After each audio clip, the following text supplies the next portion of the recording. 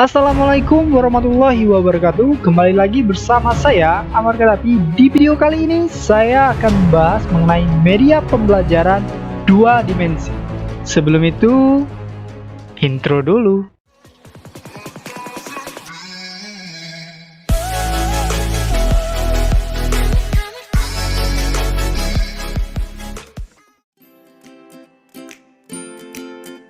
Yang pertama adalah pengertian dari media pembelajaran dua dimensi.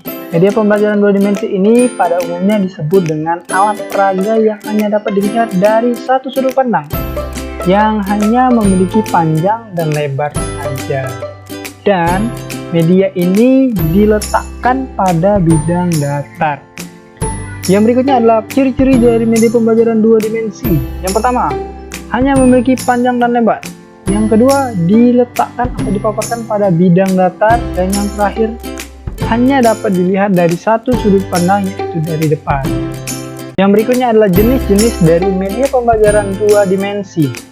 Kita memiliki tiga jenis. Yang pertama adalah media grafis. Media grafis adalah suatu penyajian secara visual yang menggunakan titik-titik, garis-garis, gambar-gambar, tulisan-tulisan, atau simbol visual yang lain, dengan maksud untuk menghistorikan, menggambarkan, dan merangkum suatu ide, data, atau sebuah kejadian. Media grafis ini memiliki beberapa macam, ya, seperti yang pertama itu bagan, ada pula sketsa, diagram, grafik, gambar atau foto, kartun, dan juga poster. Lalu jenis yang kedua adalah media yang berbentuk papan.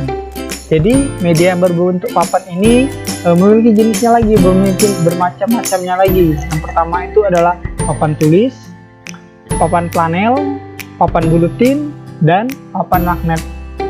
Lalu yang terakhir, jenis yang terakhir itu adalah media cetak.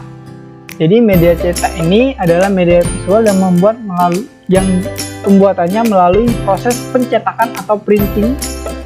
Dengan media bahan cetak ini menyajikan pesan melalui huruf dan gambar-gambar yang diilustrasikan untuk lebih memperjelas suatu pesan atau informasi yang disajikan. Adapun beberapa macam dari media cetak ini, seperti yang pertama adalah buku teks, surat kabar atau majalah, ensiklopedia, modul, dan lain sebagainya. Yang berikutnya adalah fungsi dari media pembelajaran dua dimensi. Fungsi secara umum itu meningkatkan kemampuan penglihatan dan daya tangkap siswa dalam proses penyampaian materi oleh guru. Jadi ketika media pembelajaran dua dimensi digunakan itu siswa itu hanya dapat melihat dan menangkap maksud dan pesan dari media tersebut.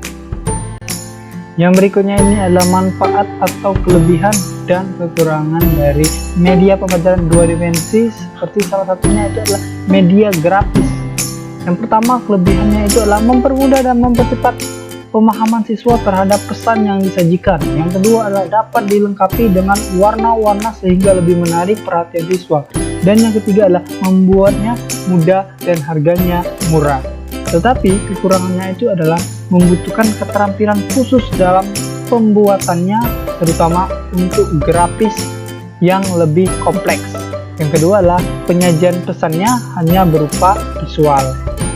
Lalu kelebihan dan kekurangan media pembelajaran yang kedua adalah media papan. Kelebihannya itu yang pertama adalah bermanfaat di ruangan tanpa harus adanya penyesuaian khusus. Yang kedua adalah pemakaian dapat secara fleksibel, membuat perubahan-perubahan sementara penyajian berlangsung. Yang ketiga adalah mudah dipersiapkan dan materinya mudah digunakan. Dan yang keempat adalah fasilitas papan tulis atau whiteboard selalu tersedia di ruang kelas dimanapun. Dan kekurangannya itu adalah terbatas penggunaannya pada kelompok-kelompok kecil. Yang kedua, memerlukan keahlian khusus dari penyajian. Yang ketiga, mungkin tidak dianggap penting jika dibandingkan dengan media-media yang diproyeksikan.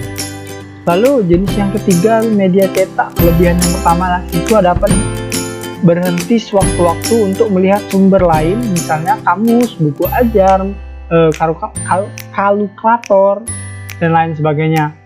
Yang kedua adalah mudah dibawa.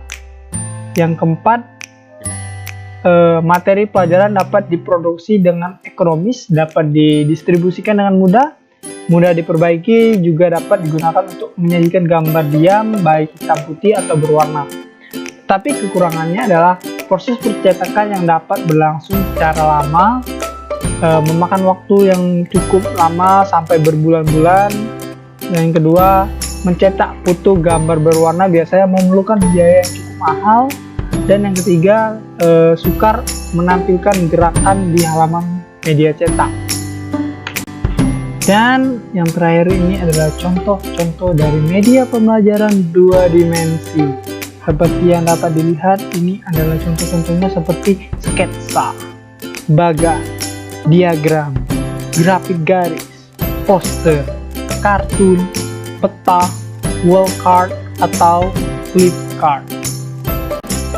Baiklah, mungkin hanya itu saja yang dapat saya sampaikan kepada kalian semua pada video singkat kali ini. Jangan lupa like, comment, share, and subscribe. Sampai jumpa video berikutnya. Assalamualaikum.